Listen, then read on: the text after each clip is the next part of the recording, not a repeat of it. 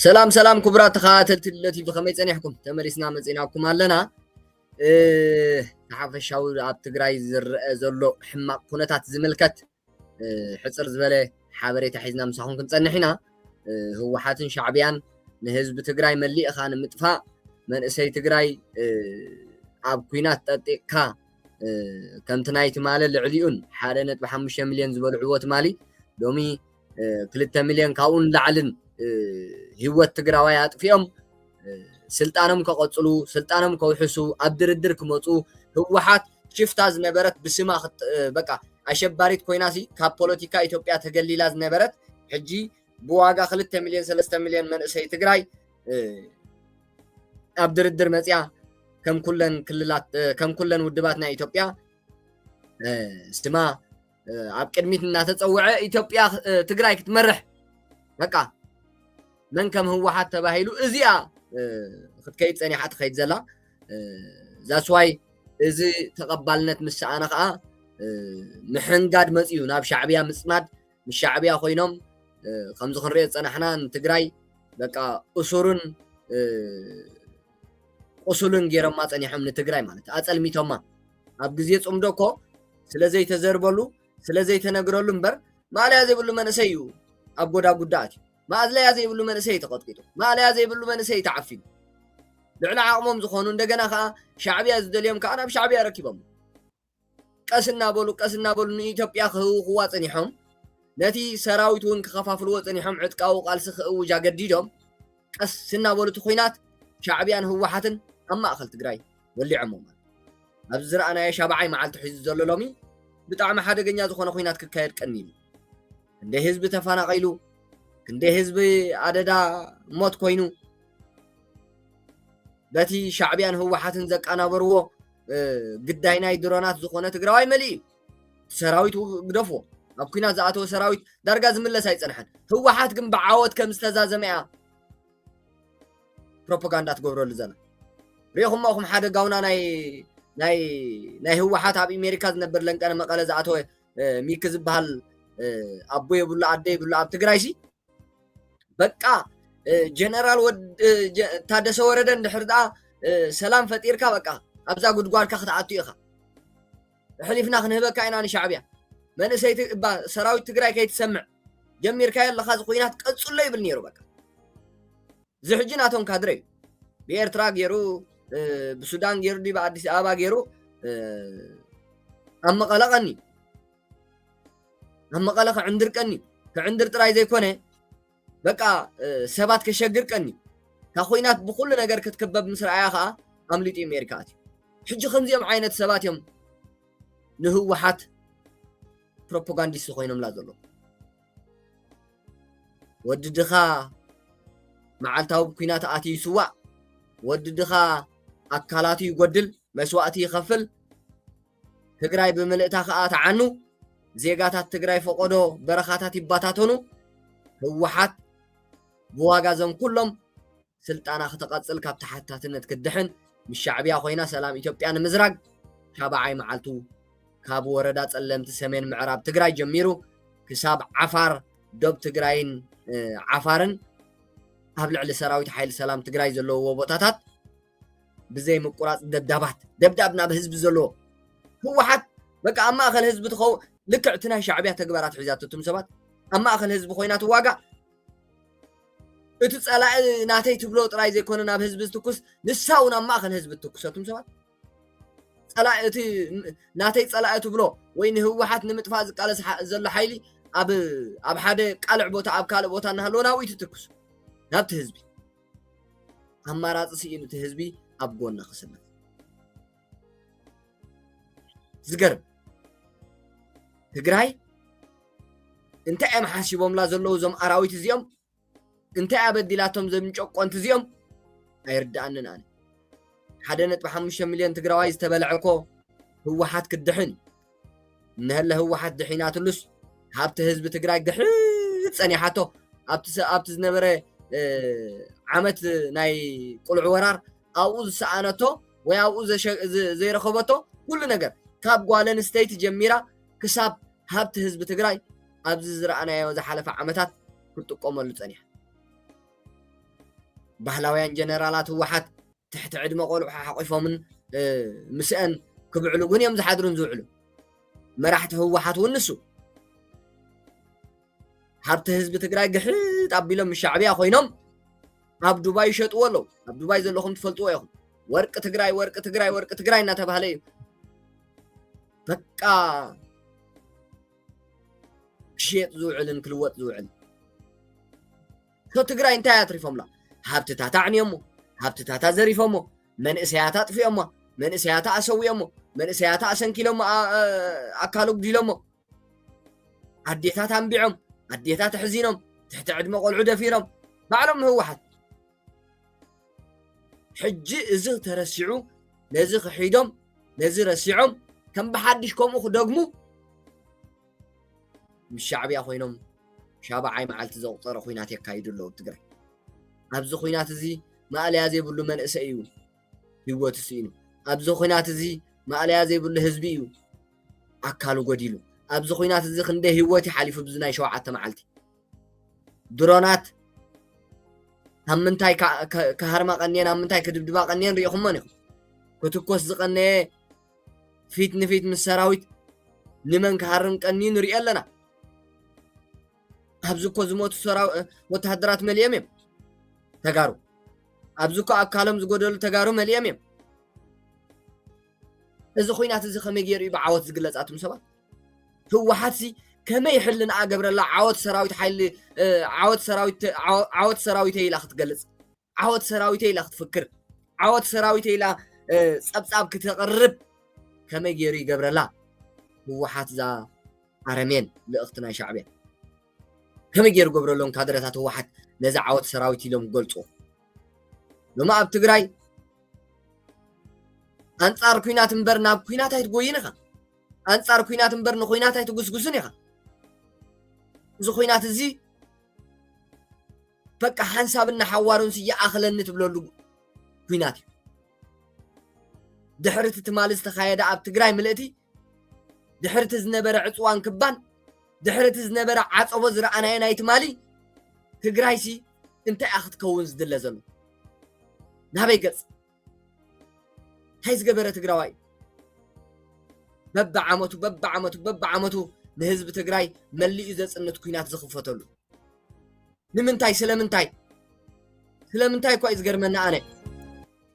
ስለዚ ንምንታይ እዩ ዝኩሉ ዝካየድ ዘሎ ኣነ ዝገርመኒ እንታይ ንምርካብ ህዝቢ እንተዘይሒዝካ ምስ ህዝቢ እንተዘይሓቢርካ ድሕንነት ህዝቢ እንተዘይረጋጊፅካ ከመይ ኢዳ ህዝብና ንምድሓን ኢልካ ኩናት ዝግበር ዳ ባይዘወይ ህዝቢ ትግራይ ዝድሕን ኣብ ጥፍኣት ህወሓት ኣብ ውድቀት ህወሓት ኣብ ስዕረት ህወሓት እዩ ከምቲ ህዝቢ ኤርትራ ዝድሕን ኣብ ጥፍኣት ሻዕብያ እዩ ንብሎ ህዝቢ ትግራይ በቃ ህዝቢ ትግራይ ይኹን ህዝቢ ኤርትራ ኣብ ጥፍኣት ሻዕብያን ህወሓትን እዮም ዝድሕኑ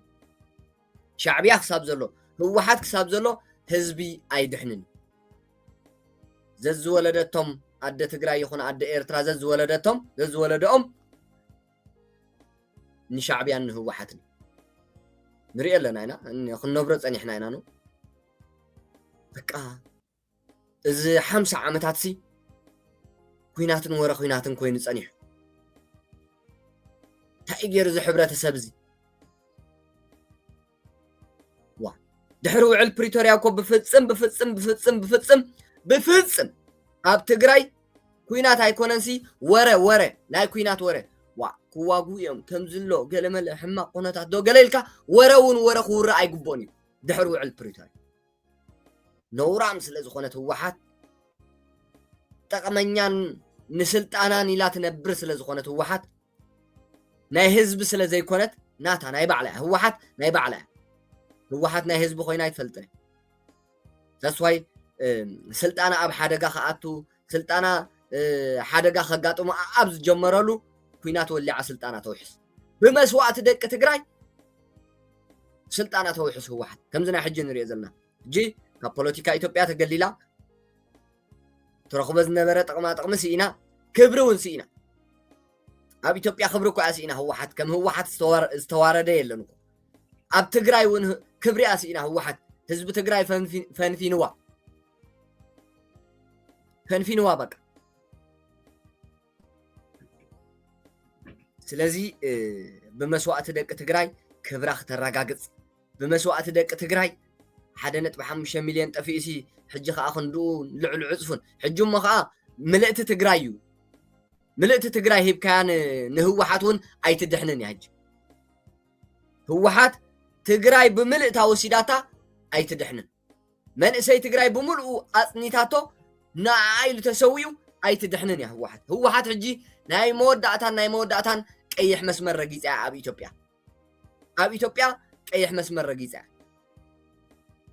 داس واي حجي حدغኛ اي زخوينات تجميرو خنبل صنحنا قيح مسمر سلازرغصت اب ايتوبيا لمنغسي ايتوبيا خحيدا من الشعبيه سلازصمدت ني ايتوبيا خحيدا من الشعبيه سلازحبرت سلام ايتوبيا نمفراس من الشعبيه سلازوفرت قيح مسمر كويني اب ايتوبيا اكايدا هوحت سو خميجرا تدحن حجي 1 مليون زي كونسي تغارو بمولهم نسلطان ايلهم واغا خفيلهم اي تدحنن توم كادرتات اتوم صمامات اتوم بقى تعابيش زل افكم دغفتنا هوحت بخبدكم بربرسكم زي تحسبوا كتستوعلوا يقباكم هوحات كدحنا يتحسبوا اي تدحننا هوحات تدحينها طفات حزب تግራይ يقصل انا بلكم الله امونني حجكو حجي وعل ناي سلام سممع إلهم ولا انت تفراريمهم دحر 3 سمون وي دحر ورح وي دحر 4 5 ورحي كوينات الله هو حتى بكوينات يتنبر شعبي او اب كوينات يتنبر وي مش شعبي اخت واقع هو حت وي مش شعبي اخوينا انصار ايتوبيا اخت فرع حادي اخت مرص لمنتا بسممعات يخيلو هو حت كبلع خالي نمنتاي بزي فقاري كيت كيلو شعبي اخبل عقلين هو حد شعبي اخبل عقلي شعبي بعلو كبل عايخل ايو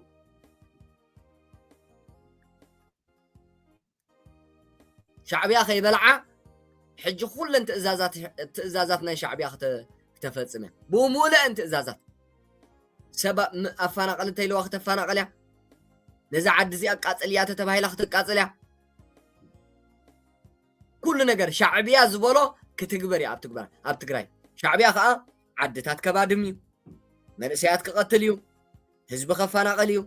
نبرتات كعنيو ابيات امنت كرخسن كعننيو اب تግራይ كل نجار سب سراحن تفطرعو نجارات بمولهم هيوت ناي سب حويسكا شعبيا بمولهم يخطفوا نبمولهم شعبيا ابت خبابي غانين اوز خونه صلي زلو بقى ناي غانين بقى قال عينت صلي زلو تخبابي نسو زسرحو لخصوص حبرتسب زي كوين نمبر سلامنتاي نمنتاي زبل عينت زبل حساب زلو حزبي اب قدمون مسؤون كوريا ايدلن شعبيا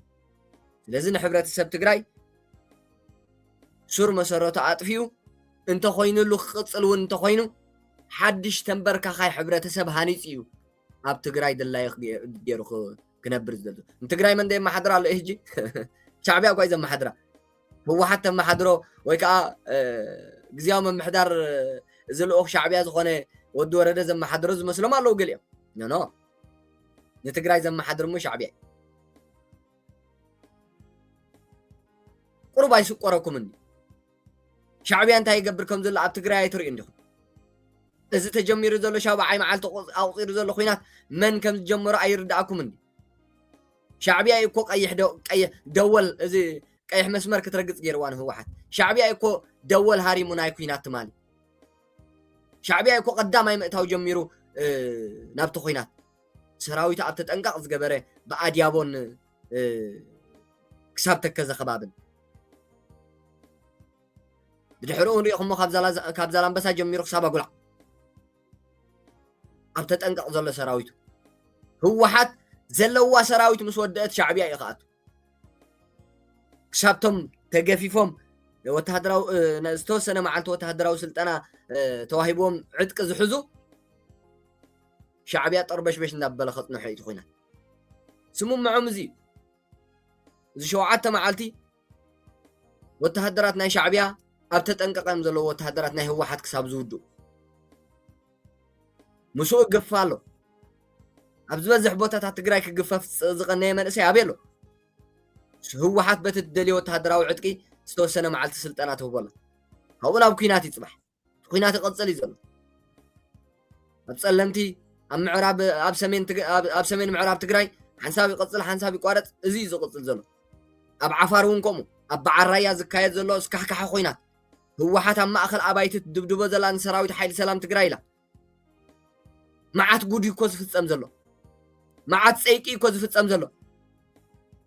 መዓት ዘሕዝን ነገራት እኮ ዝፍፀም ዘሎ ኣብ ራያ ንሕብረተሰብ ራያ ከምዘይ ናታ ሪኣ ሻዕብያ ህወሓት ኣብ ማእኸል ኣባይቲ እኮ ደብዳብ ተካይደሉ ዘላ ኣብ ማእኸል ኣባይቲ ኮይና እኮ ትዋጋእ ዘላ ሕብረተሰብ ራያ ከምዛ እዋን እዚኣ ዝኸፈአት እዋን ሕሊፉ ይፈልጥን ብናተይ ዝብሎም መራሕቲ ብኣካለይ ዝብሎም መራሕቱ ዝነበሩ ክሕደት ተፈፂምዎ ኣብ ልዕሊኡ ምቕጥቃጥ ደብዳባት ምፍጻም ኣብ ቤቱ ኮንካ ኩናት ምክያድ ሽዑቲ ብኣንጻር ህወሓት ዘሎ ሓይሊ ናበይ ክትኩሳ እንቱም ሰባት ኣይ ገባር እንዲም ዘለዉ ኢሉ ሱቅ ክብል ከመይ ገይሩ ሓደ መዕለብን መፍትሕን ክገብር እዩ ህወሓት ኣብ ዘላቶ ምህንኳት ጥራይ ስለዚ ህዝቢ ትግራይ ኣብዚ ንእግረ መንገዲ እንታይ ዝገብሮ ብፍላይ ከዓ ራያ ዋላ እውን ኩሉ ሕብረተሰብ ትግራይ ህወሓት ኣብ ቤትካ እንድሕርልያ ሃዲምካ ምልጥ ያ ከይተሃድም ድፋዕ ክትገብረካ ክትከልክለካ እንያ ግን በቃ ዋላ ምንቅስቃስ ኩናት ከይገበረት እንድሕር ዳ ትንቀሳቀሳልያ ኣብ ከባቢኻ ነብስኻ ድሕን ኣማራፂ የለን እሞ እናረኣኻ ደድኣ ክትመውት ኣይተዋጋእኻ ኣይተኮስካ ፀላእ የብልካ ህወሓት ብዝመፀት ብዝገበረቶ ኣብ ገዛኻ ተኸርሚኻ ህይወትካ ክትስእን ስድራ ከም ስድራ ክትፀንት እንታይ ማለት ህዶሙ ነብስኹም ኣድሕኑ ነብስኹም ኣድሕኑ ነብስኻ ምድሓኒ ሕጂ ካልኦ ወላ ሓደ መመራፂ የብሉን ንትግራዋይ እዚ ኩናት እዚ ንትግራዋይ ዝምልከት ኩናት ስለ ዘይኮነ ናይ ሻዕብያን ህወሓትን ኩናት ስለ ዝኾነ ሻዕብያን ህወሓትን ከዓ ብህይወት ትግራዋይ ስልጣኖም ከደልድሉን ከውሕሱን ሰላም ኢትዮጵያ ክዘርጉን ስለ ዝተዋዓዓሉ ስለ ዝተሰማምዑ ስለ ዝፀመዱ ትግራዋይ ነብሱ ጥራይ ከድሕን ዘለዎ ንዘይምልከቶ ኩናት ህይወቱ ክኸፍል የብሉን ናብ ዘይናቱ ኩናት ብዘይ ዕድመ ከኣቱ የብሉን ተገዲዱ ከኣቱ የብሉን ህወሓት እኮ ፈሊጣቶ እያ ንህዝቢ ትግራይ ምስ ህወሓት ዝነበሮ ርክባት ከም ዝበተኸ ንህወሓት ፎ ኢሉ ከም ዝፀልኣ ህወሓት ኣረጋጊፀ ስለዚ እዚ ህዝቢ እንድሕር ዳ ፀሊእዋ ጋሒበ እንታይ ኣለዋ ህወሓት ልቕምፅ ክተብላ እዚ ዕላማ ናይ ህወሓት ህዝቢ ትግራይ እናረኣኻ ኣይትሙት ህዝቢ ትግራይ እናረኣኻ ሞት ኣይትፀውዕ ህዝቢ ትግራይ እናረኣኻ ሞት ኣይትፀበየ ክትነብር ሕሰብ ክትነብር ናብ ሞት ዘይርከቦ ቦታ ምህዳም ጥራይ ኣብ ቤትካ ኮፍ ኢልካ ኣብ ቤትካ ኮይና እትዋጋእ ዘላ ህወሓት ኣብ ቤትካ ፀኒሕኻያ ኣብ ቤትካ ኮይና ክትዋጋእ ሻዕብያ ንሕስያ ዘይብሎም እዮም ከዓ ክልቲኦም ትፈልጦም ኢኻ ህዝቢ ትግራይ ንሻዕብያ ይፈልጣ ህዝቢ ትግራይ ንህወሓት ይፈልጣ ንምንታይ ይደናገር ሕጂ ብፍላይ እዚ ሕጂ ኣብ ራያ ዝግበር ዘሎ ኣብ ዶብ ትግራይን ዓፋርን ህወሓት ስቑኢላ ብዓይኒ ዕሙቶ እያ ተዝንቦት ከበድቲ ብረታት ደሽካታት ሞርታራት በቃ ስቑኢላ ንቐድሙን ኣብ ዝዓለበ ይዕለም ኣብ መንበረ ኣባይቲ ይዓለም ኣብ ገባር ዘለዎ ይዓለም ኣብ ጥሪት ዘለዎ ይዓለም ኣብ መንእሰይ ዘለዎ ይዓለም ኣብ ቤተ እምነት ይዓለም ኣብ ምንታይ ዘይዓለም ኣብ ቤት ትምህርትታት ይዓለም ንህዝቢ ትግራይ ትውድኦ ዘላ ህወሓት እያ ክሳብ ሕጂ ጀካተን ድሮናት እቲ ካልእ ህወሓት ብዝተኮሰቶ ህዝቢ ዝተኮሰቶ ኣፅዋር እዩ ህዝቢ ትግራይ ሞት ዘጋጥሞ ዘሎ ህወሓት ብዝገበረቶ እዩ ህዝቢ ትግራይ ዝፈናቐል ዘሎ ተን ድሮናት እውን ህወሓት እያ ፀዊዓተን ምክንያቱ ኣብ ውሽጢ መካይን ኣፅዋራት ፅዒና ብላዕሊ ወይ ሰብ ትፅዕን ወይ ባናና ወዲ ባናና ሓሪጭ ወዲ ሓሪጭ ዘይቲ ወዲ ዘይቲ ትፅዕን ኣየ ዘይቲ ዝፀንሖ ሓሪጭ ዝፀንሖ ኣይሱዚ ድሮና ኢትዮጵያ ደብዲባቶ ከዓ ትብል ባይዘወይ ኩለን ተን ድሮናት ብታርጌት እየን ሃሪመን ኣፅዋራት ናይ ሻዕብያን ህወሓትን ይንቀሳቀሰሉ ኣብ ዝነበረን የንቀሳቀሳ ኣብ ዝነበራ መካይን ይዓልዩ ዋ ኣብ በዓል ሻዕብያ ዝንቀሳቀሰሉ ዘሎ ቦታታት እኮ ብዘይ ምድንጋር እኮ ኣድሮን ኣፅዋራት ናይ ሻዕብያ ህሙኽ ተብልቀንያ ዘላ ኣብ ፀለምቲ ከዓ ግደፎ መዋፈሪ ናይ ህወሓት በቃ ብምርግጋፅ ህወሓት ይዋፈረሉ እዩ ዝበለቶ ቦታ ብንቅር ኣብዚ ክንደይ መንእሰይ ጠፍዩ ታድሮን ክንደይ ኤርትራውያን ኣጥፍያ ክንደይ ወታደራት ናይ ኤርትራ ተኣራዊቱ ሰራዊት ታድሮን ክንደይ ሰራዊት ናይ ህወሓት ኣጥፍያ ስለዚ ዝቐነየ 7 መዓልቲ ሲ ንገሊኦም ተጋሩ ስቑኢሉ ኳሕኳሕ ጥራይ ዝመስሎም ነይሩ ናበይ ይትኮስ ነይሩ ንሰማይ ናበይ ይትኮስ ነይሩ ናብ መሬት ስቑኢሉ ናብ ቃልዕ ቦታ ኖ ኣብ ልዕሊ ሰብ ይዓሊቡ ኩሉ ብምሉእ 7 መዓልቲ ዝተኻየደ ኩናት ሰብ ኣብ ዘለዎ ይዓሊቡ ክንደይ ሰብ መይቱ ክንደይ ሰብ ተፈናቒሉ ንምንታይ ስለምንታይ ንመን ክተ በቃ ንድሕነት ናይ መን ተባሂሉ እዚ ዝኽፈል ዘሎ ሕጂ ሞት እዚ ዝኽፈል ዘሎ ሕጂ መስዋእቲ እዚ ዝኽፈል ዘሎ ሕጂ ኣካለ መጉዳእቲ ንመን ክድሕነሉ ህዝቢ ትግራይ ክድሕን ካብ መን ህዝቢ ትግራይ ዝድሕን ከምቲ ዓንተ በዝገለጽናዮ ህወሓት ኣብ ዝጠፍአትሉ እዩ ሻዕብያ ኣብ ዝጠፍኣሉ እዩ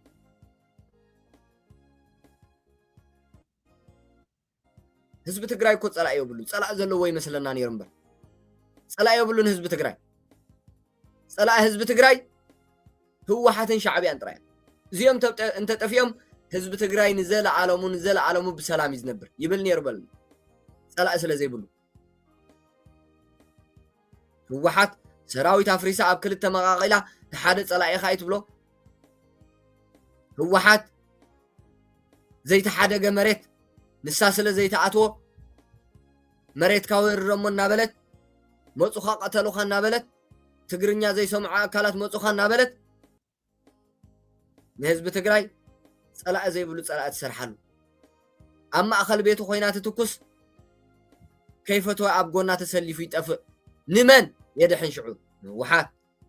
ቤቱ ዘየድሓነሲ ንህወሓት የድሕን ትግራዋይ ዝኸፍሎ መስዋእቲ ቤቱ ድሒን ይፈልጥን من دا تدحن وحات بمسوات دق تግራይ بمسوات ተጋሩ بأكال مقدات تጋሩ ህወሓት ኣብ ስልጣን ትመጽእ ህወሓት ካብ ተሓታትነት ትድሕን ነዚ ምፍላጥ ስም ትግራዋይ እዚ ምርዳእ ኣብካ ትግራዋይ ከመይ ጌሩ ይጠፋእካ ዓጢቅካየ ዘለኻ ኣፅዋር ናብ ህወሓት ኣቕናዕዮ ወይ ከዓ ንዓኻ ውሕስነት ክህበካ ዝኽእልን ህይወትካ ክትድሕነሉ ትኽእልን ሓራ መሬት ትግራይ ኣለካ ናብ ቤትካ እንተ ተመሊስካ ናብ ቤትካ ክትምለስ ኢና እንደሊ ሕና ኣብቲ ሓደ ኩናት ፀኒሕካ ናብቲ ሓደ ኩናት ኣብቲ ሓደ ወተሃደራዊ መሳርዕ ፀኒሕካ ናብቲ ሓደ ወተሃደራዊ መሳርዕ ክትከይድ እውን እኳ ኣይንደልና ግን እንተ ኸይድካ ንገዛኻ ክትድሕን ዶ እዩ ሻዕብያ ትግራይ ምልእቲ ተቋፃፂርዋ ሻዕብያ ኣብ ኤርትራ ዝገብሮ ኣብ ትግራይ ይገብር ኣሎ ሶ ንገዛኻ እንተ ኸይድካ ኣብ ቅድሚ መጀመርያ ኩርንኩሪት ትእሰር ድሓር ኣብ ቅድሚ በዓልቲ ገዛኻ ኣብ ቅድሚ ሰበይትኻ ትቕጥቀጥ ኣብ ቅድሚ ደቅኻ ትጋፋዕ ትቕጥቀጥ ኣብ ቅድሚታ ስድራ ምልእቲ እናቐጥቀጡ ይወስዱኻ እሙናት ወተሃደራት ናይ ህወሓትን ኣራዊት ሰራዊት ሻዕብያ ስለዚ እቲ ናብ ገዛኻ መምላሲ ምናልባሽ ፀቢብ ዕድል ግን እንደለ ይኹን ኢልና ኢና ከምኡ ንብለካ ግን ናብኡ ንገዛኻ መምላስ ፅቡቕ ኣይኮነን እንድሕር ተቐጥቂጥካ መሊስኻ ክብሪ ብዘይብሉ እንድሕር ዳ ናብቲ ኩናት ትምለስ ኮንካ ተኣንኮ መማረፂኻን ዕድልካን ናብ ሓራ መሬት ትግራይ ምውራድ ጥራይ ተኣንኮ ትድሕነላ ኣብ ሓራ መሬት ትግራይ ምስ ዘሎ ዕጥቃዊ ቃልሲ ዘካይድ ዘሎ ሓይሊ ምስ ትፅምበር ጥራይ በርዚ ኩናት እዚ ብፍላይ ዝሕጂ ብዓፋር ብሸነኽ ዓፋር ዝካየድ ዘሎ ከበድቲ ብረታት ዝተሓወሶ ኩናት ከዓ ሻዕብያ እውን ብጎቦታት ሙሳዓልን ብቡሬን እኽብካብ ደቂ ዓፋር ናይ ኤርትራ ናይ ኢትዮጵያ ዓፋር ኣለዉ ስቑኢሎም ብኸብዶም ዝግዝኡ ንዕኦም ኣኻኺቡ ኣለውኒ ዝብሎም ሰራዊቱ ሒዙ በቃ ኢትዮጵያ ንምውራር ኣብ ተጠንቃቂ ዘሎ ስለዚ እዚ ኩናት እዚ بقى تجراوي مستناي لو تحايل خوين زكالا خلون زمكوتون امبر مس هو حد كوينكا تجراوي كدحن كي تحسب تجراوي تتأفق تجراوي تتصنت يخ مس هو حد خوينكا سلازي زخوينات زي حفشاو زلو معباليتات ناي تجراي معات حدقاتات يقاتمو معات أكالا مقداتي يقاتمو بزح مسوات الليو بقى إذا مسوات الزخ قلل إذا مسوات الزخ قارت إذا أكالا مقدات الزخ قلل إذا أكالا مقدات الزخ قارت حزب تجراي مليو خدحن بقى هو حاتن شعبيان كتقفوا ترايم زلوه أب هلاونت شعبيان هو حاتن تجراوي كم تجراوي إيرتراو كم إيرتراوي كم مدرع عالم تقفوا تراي سلازي كم مدرع عالم كين تقف كم حبرات السب إيرترا كم مدرع عالم كين تقف كم حبرات السب تجراي أنصار شعبيان هو حاتن كنك على سيزلنا زعتقنا يوم عتقتات زلونا أصوارات أنصار هو حاتن شعبيان كنقنعهم علنا بهالاء حساب مودعتا مدبي مساي سلصناحكم ካብ ልብ ዘመስግን ክቡራት ተኸታተልቲ ቲቪ ሰላም ንህዝቢ ትግራይ እዚ ኩናት እዚ ከዓ መሊኡ በቃ ንህወሓት ኣጥፊኡ ደው ዝብለሉ ክኸውን የዝምነ ከምኡ ከዓ ክኸውን መወዳእትኡ ስለዚ የቀኒየለይ ዘሎ ምዕባሌታት ናይ ኩነታት ናይ ትግራይ እዚ ህወሓትን ሻዕብያን አንጻር ኢትዮጵያ ጀሚሮም ዘለዉ ኩናት ዝምልከት ምዕባሌታት ከዓ ጸኒሐ ሒዘልኩም ክምለሰ ክሳብ ሽዑ ሰላም ጽንሑ